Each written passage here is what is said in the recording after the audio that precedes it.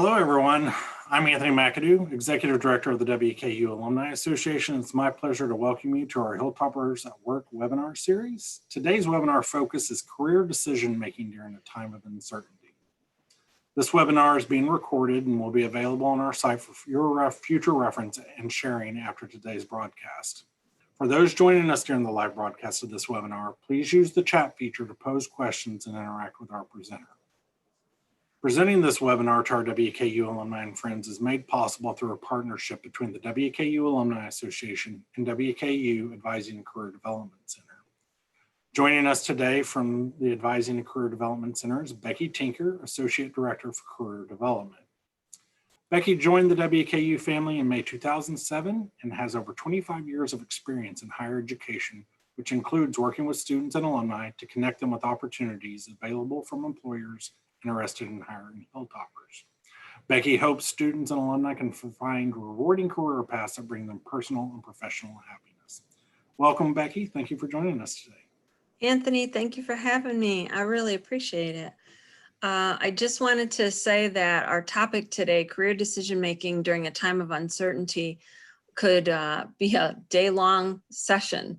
I'm going to try to hit the highlights in 20 minutes. And for those folks who feel that they might want some additional help at the end of this session, the WKU Advising Career Development Center, the career development portion of our office, we help alumni for free with career issues that they might be facing. You just need to reach out to me and I can connect you either with myself or one of the career coaches so that we're happy to help.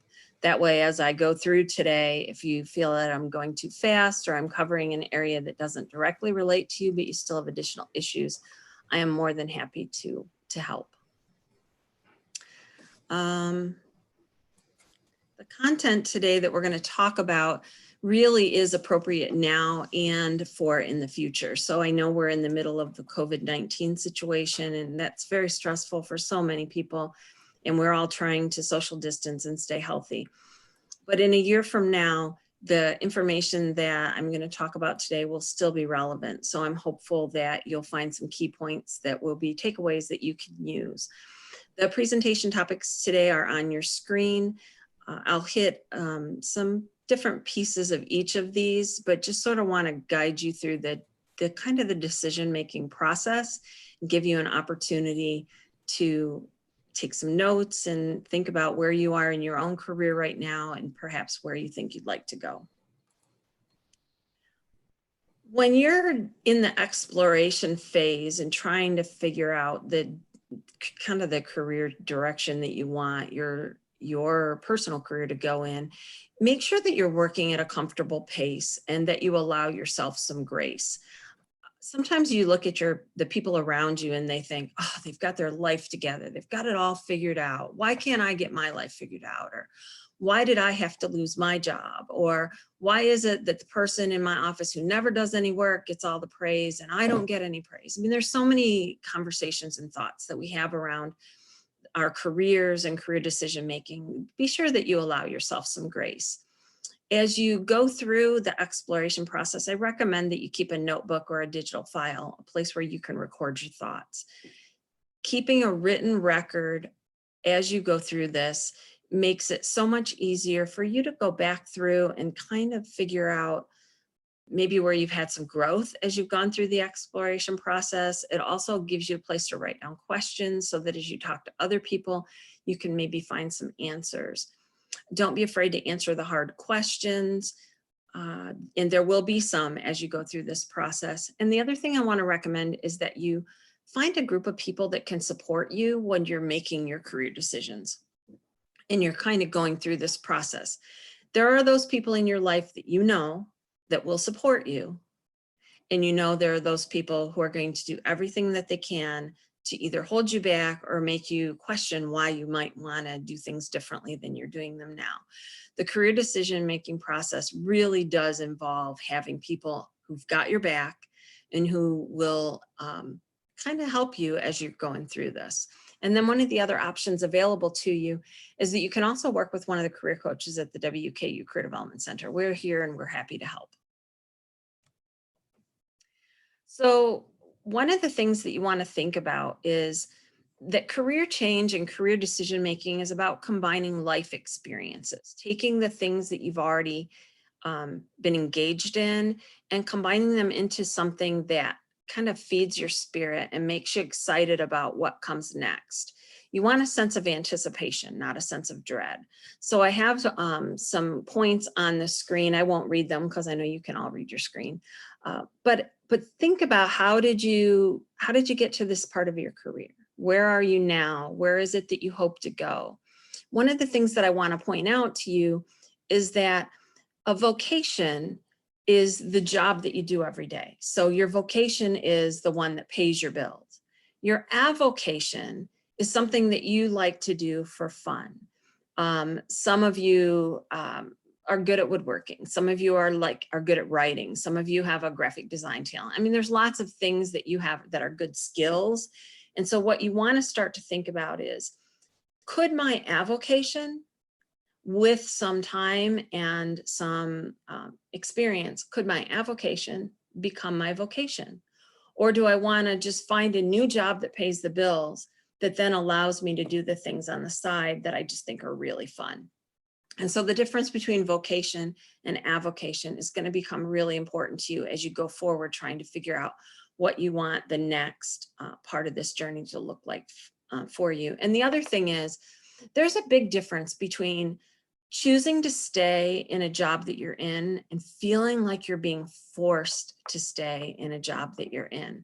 I can tell you over my career, the number of conversations that I've had with people who have said, if I had the choice, I would quit my job tomorrow and I would go on to something else. But because of expenses or because of where I live, there's lots of reasons why I can't leave the job that I'm in, but I wish that I could. And so some of the career decision-making process takes you through the steps of sometimes just making peace with where you're at and finding ways to make that work better for you.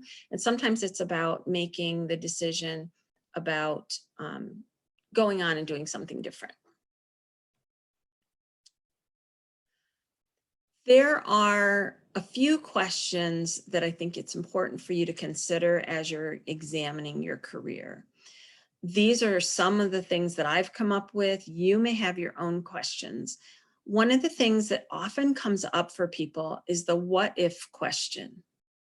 What if I lose my job? What if I quit my job? What if I tell my boss I'm unhappy in my job?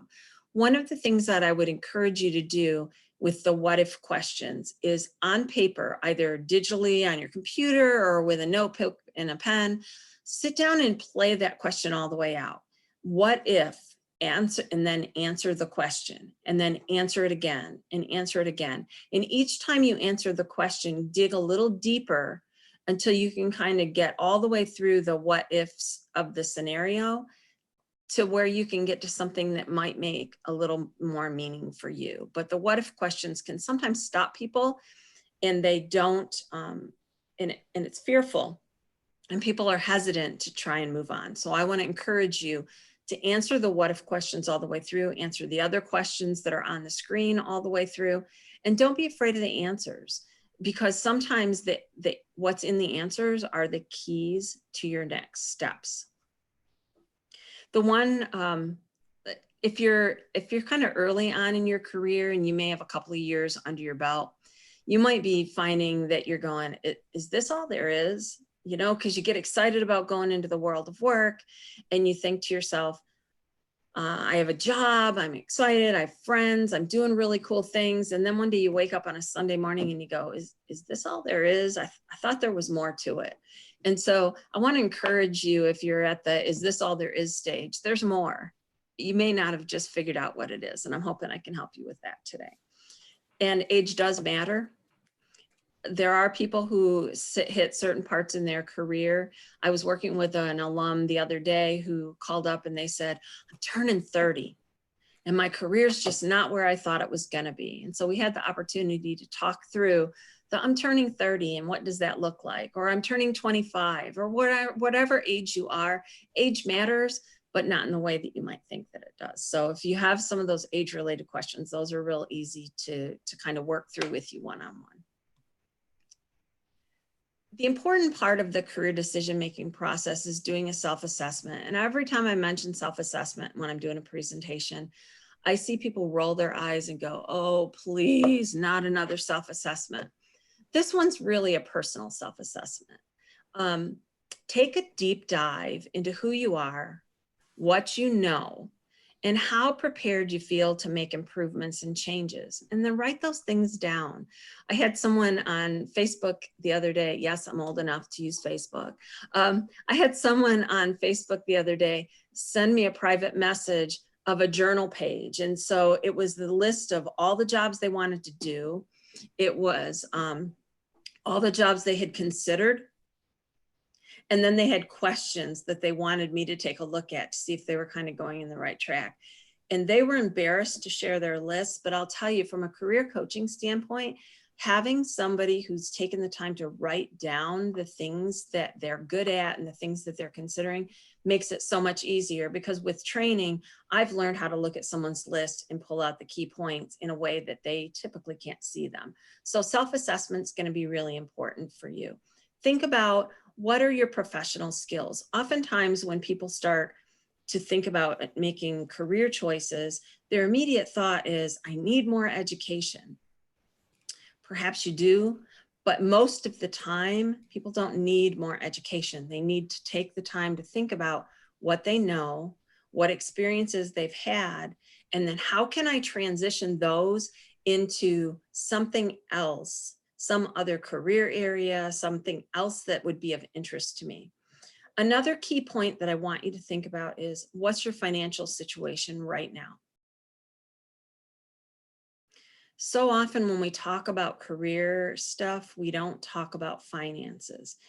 And depending on how far along into your career you are, you might have to take a pay cut in order to go into the next opportunity that you're most interested in.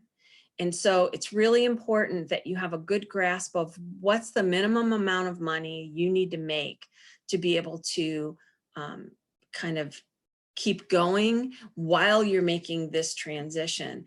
And then if you're far enough along into your career, what retirement investments do you still have with your current employer, and how will that play? Because for some folks, there will come a time when you might make the decision that it's better to stay where you are so that you can finish out through retirement and not lose all of those benefits that you've worked so hard for. For those of you who are early enough in your career, you still have plenty of time to kind of assess and build up some retirement assets.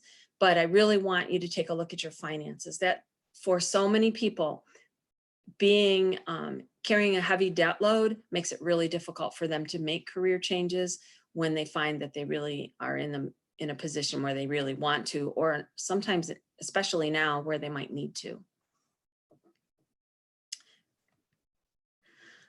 When you think about career exploration, make sure that you dream big. Think outside of what you know.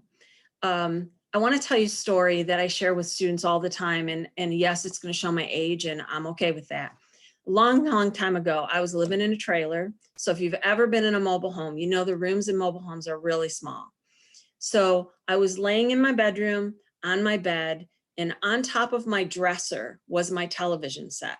Now, if you think back to television sets 20 years ago, they were square, they were clunky, they were huge. I laid in bed and I thought, I wish there was a way that I could hang my television set on the wall. And I laid there and I thought about it, and I thought I could put up a shelf, but I lived in a mobile home. If you've ever been in a mobile home, you know those walls aren't very sturdy. And so I finally determined that it wasn't going to be possible to hang my television set on my wall, and went to bed, and that was the end of it. If, just if, I had given that some more thought, I had gone to an engineering person on the college campus where I was working and said, hey, is there a way that I could hang my television on the wall? I would not be presenting to you today. I would actually be rich and famous, because where do all of your televisions hang now? Most of them on the wall.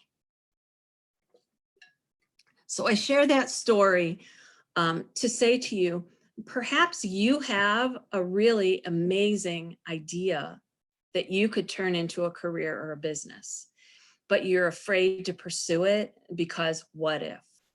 All I can say is, please don't be like me. take your great idea and figure out a way if there's a way to make it happen. I would much rather you figure out a way to make it happen than be like me and wake up and say, geez, what would have happened if I had pursued it? As you're doing a career exploration, make sure that you're gathering data. So on the slide, it says review job opportunities nationwide. Don't worry about the fact that the job is in someplace in Idaho. When you're doing research on careers, you're just gathering information. You're gathering job titles, you're gathering qualifications, salary information, any other relevant information. Write it all down and then do a skills gap analysis. What do the job descriptions say that they need? And how does that compare to what you have right now? And then make a list of employers who do the kind of work that you're interested in doing or who could use that skill set, those employers in the area where you're currently living or an area where you really want to move to. This whole career exploration piece becomes so important in the career decision-making phase. You need information. And one of the key ways that you can get that is you can do something called an information interview. You can find someone who does the job or does a job similar to some of the ones that you found during your research and reach out to them and just say, do you have 20 minutes to just talk to me by phone? I have some questions about the work that you're doing. You're not asking for a job. You're not asking for an interview. You're just asking them about the work that they do. How did they get in the field? What skills did they have? What advice would they give to somebody who might be considering moving into that area of work? Information interviews, they cost you very little. It's your time, it's a telephone line or an internet connection to be able to connect with folks, and it's a willingness of other people to talk about their jobs. Let me tell you a secret. People love to talk about their work.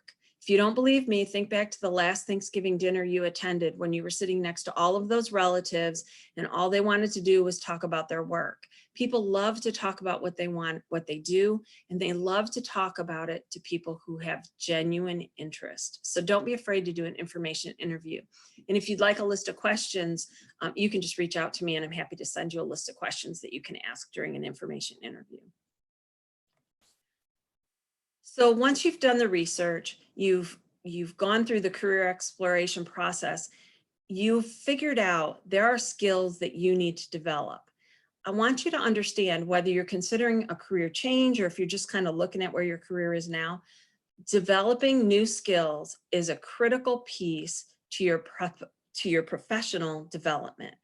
Whether you change jobs or not, you should always be learning something new. If you're not learning something new, people around you are going to bypass you.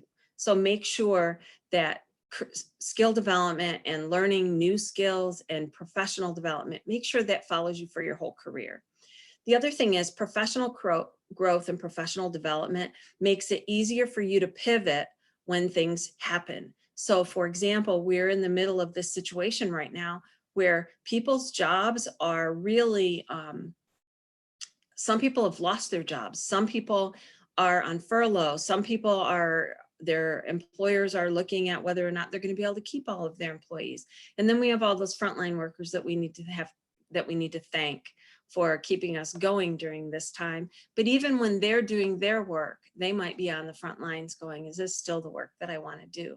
So make sure that you take a look at that skills gap analysis that you did and figure out, what do I need to learn? Do I need additional education? Do I need to polish my personal brand? Do I need to work on my resume, my cover letter? What are some of the other things that I need to polish up? You want to make sure that your professional development network is solid so that as you're getting ready to figure out what next is going to look like, you have everything in your toolkit that you need to be successful. And skill development is really key. And if you're uncertain about how to do a skills gap analysis, again, that's something that I can help you with, or any of our career coaches can help you with. So you've looked at your story, you've looked at the critical questions, you've done a self-assessment, you've done some career exploration to get a sense of what some career opportunities are out there for you. You've signed up for an online class to learn how to speak Spanish or whatever the skill is that you want to develop. Your next steps become so important. The first thing that you want to do is, if you're going to make a change, commit to it. Commit to it. Career change is a lot like learning any other skill. It's a lot like learning how to do weightlifting or learning how to swim or learning how to cook. You have to be committed to be able to learn the new skill. So for example, I don't like to cook. There's nothing fun in it for me. But if someday I wake up and I say, hey, I think I'm going to learn how to cook, I'm going to really need to commit to that and learn, what does it take to be a good cook?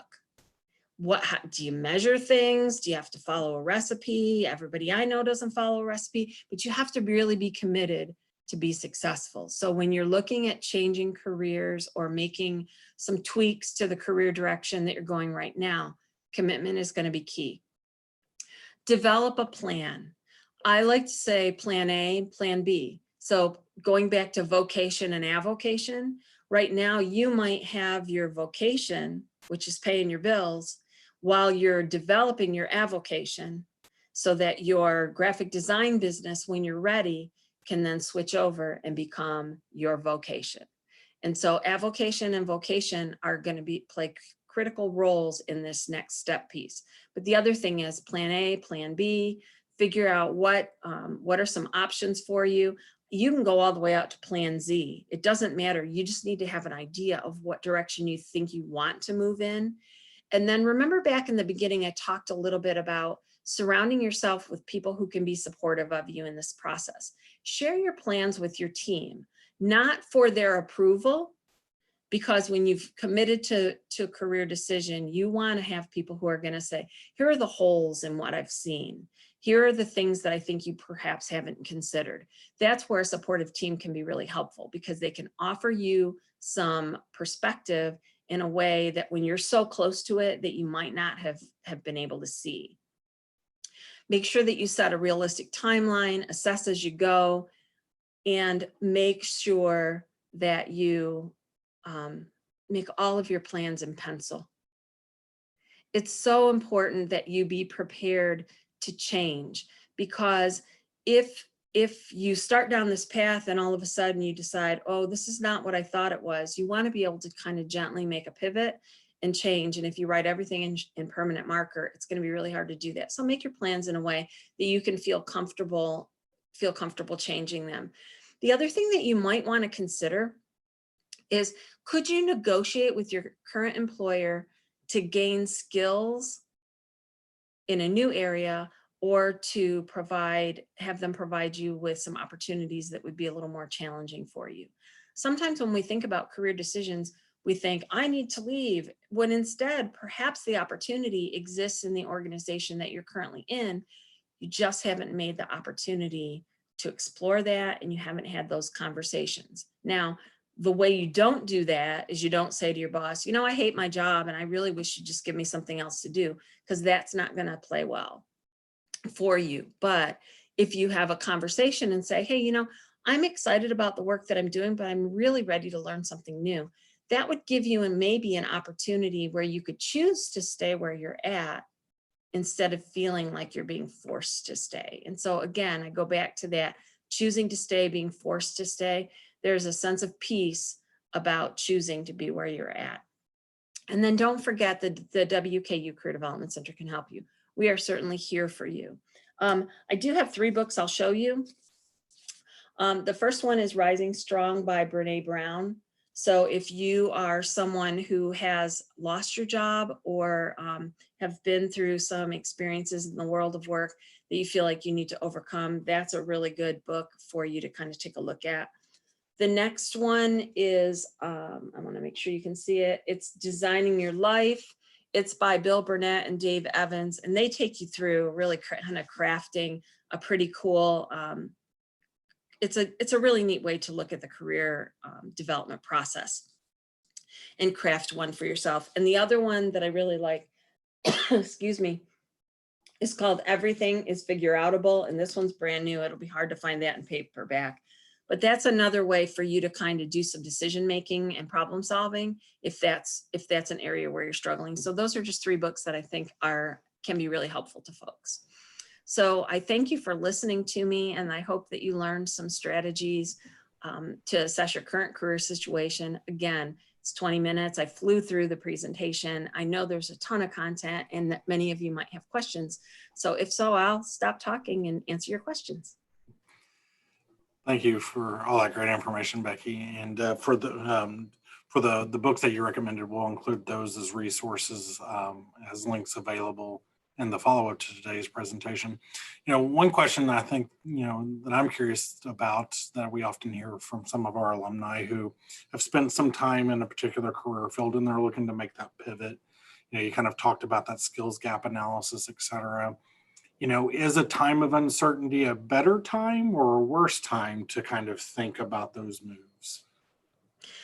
I don't think there's a bad time to do a skills gap analysis. I think that you always want to be looking for your next gig. I had a boss once who said, if you're not always looking for your next job, then you've gotten a little lazy in the job that you're in. And that when she said that, she didn't mean, hey, you should go find a new job. She meant always be ready for whatever comes next. So I think figuring out now is a good time because we have time. We can't leave our houses. Well, now we can do a little bit, but now is a good time because we've had some time to reflect on what it is that we know and what it is we wish we had. And I think that you can do a skills gap analysis at any point in time.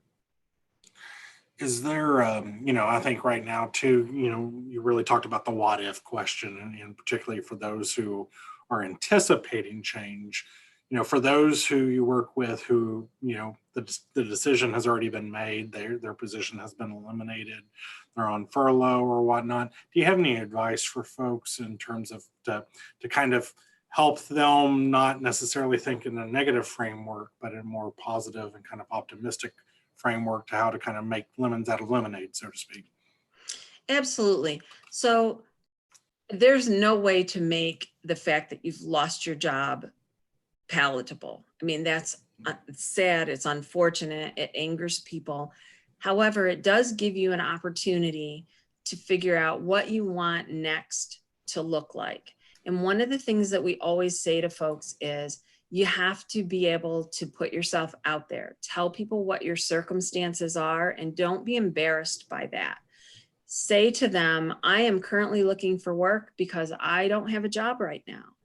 And you never know who knows about your next best opportunity. So often we live in the shame of I've lost my job, when if you just would talk to people and tell people what's going on, you'll have an opportunity that you don't even know exists. For example, I got a phone call yesterday from someone that I know in the community who said, I have a job that's open. Do you know a person with this skill set? And so, of course, in the Career Center, we would tell people to advertise their job with us through Handshake. But if it was truly, if I didn't work in the role that I worked in, I would have said, sure, you need to talk to these 3 people because I know they have the exact skill that you're looking for. That stuff happens all the time. And you know that networking is key. So talk to people, talk to your network, and don't get down about what happened to you. Figure out a way to craft a plan so that you can come out of this with the best possible outcome. And again, you're not alone in that. The folks in the WKU Career Center, we are here to help you through this journey, and it doesn't cost you anything. Great. That's a great reminder, and thank you. I think that's a great way to approach it, and some great advice for those joining us today and watching the recording afterwards. So if we don't have any other questions, we'll wrap up today's webinar. I want to end by saying thank you to Becky for preparing today's presentation and sharing all this great information with us. Our next webinar in this series will actually be job search strategies next week. We hope to see you back for that, and to find information about that webinar and additional Hilltoppers at Work webinars, visit the alumni website at alumni.wku.edu/Hilltoppers at Work for a calendar of upcoming webinars and events. Thank you so much, Becky, and we appreciate everything you do to help our students and our alumni here at WKU. Thanks, Anthony. Y'all have a great day.